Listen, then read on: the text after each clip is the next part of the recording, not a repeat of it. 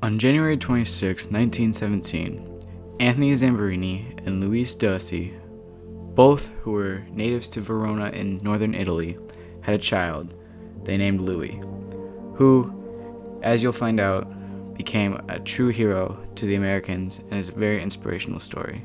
After moving from Verona, Italy to Orleans, New York, after 2 years, they decided to move out west towards Torrance, California. This is where Louie and his brother both raced on their high school team, and this is where our story will begin. When they moved to Torrance, the Zambarinis spoke no English, which made them very good targets for bullies and fights. As a young kid, Louie was into trouble a lot, with drinking and smoking and the police. His brother, on the other hand, was a racer, and decided to talk to little Louie. After talking to him and convincing him to run on the high school track team, Louie became a star. He broke countless records on the high school level, and eventually was asked by the University of Southern California to come run for them. In 1936, Zambarini decided to try out for the Olympics. He decided to run the 5,000 meter, and on one of the hottest days in New York, the race saw many favorites, and Zambarini was an unknown. It was reported that 40 people died in the heat on Manhattan alone that week. With a sprint to the finish, Zambarini finished in a dead heat tie against American record holder Don Lash and qualified for the 1936 Summer Olympics in Berlin, Germany.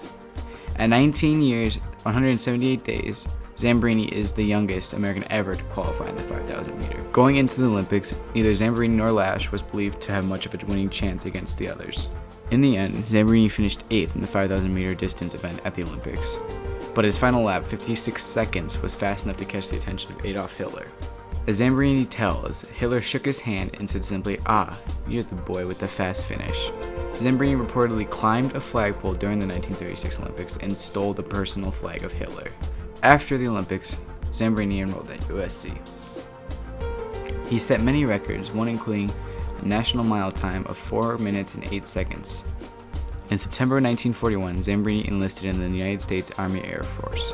He earned a commission as a second lieutenant and was deployed to the Pacific island of Foote as a bombarder on the Constellated B-24 Liberator bomber Superman. Their plane was injured in April 1943 during a bombing mission against the Japanese. With it out of commission, they were forced to get a new plane. They were given another B-24, the Green Hornet, notorious among the pilots as a defective lemon. On May 27, 1943, while on search, mechanical difficulties caused the bomber to crash into the ocean 850 miles south of Oahu, killing 8 of the 11 men on board. 3 survivors, Zambarini and his crewmates Russell Allen Phillips and Francis McNamara. The 3 survived on the raft by catching raw fish and rainwater, while also having to defend off sharks and around the ocean. While at sea, they were strafed many times by Japanese bombers, which punctured their life raft, but no one was hit. Francis McNamara died after 33 days at sea. On the 47th day, Zambarini and Phillips reached land in the Marshall Islands and were immediately captured by the Japanese Navy. Zambarini was tormented by prison guard Mutsushiro Bird Watanabe, who was later included in General Douglas MacArthur's list of 40 most wanted war criminals in Japan. When Zambarini returned after being released, the Bird, as they call him, was the only warden to refuse meeting with Zambarini. In the POW camp, Zambarini would write to keep prisoners' minds off the food and conditions. Zambarini had first been declared missing at sea, and then a year later, the day after his disappearance, killed in action. When he eventually returned home, he received a war hero's welcome. After returning home, Zambarini married Cynthia Applewhite in 1946, to whom he remained married until her death in 2001. 4 days before its 81st birthday in January 1998, Zambarini ran a leg in the Olympic torch relay for the Winter Olympics in Nagaho, Japan, not far from the POW camp where he had been held. The house is full of antiques, including me.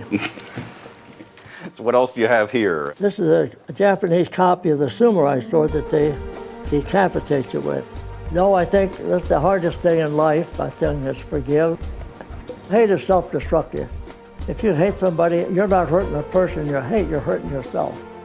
And that's a healing. Actually, it's a real healing, forgiveness.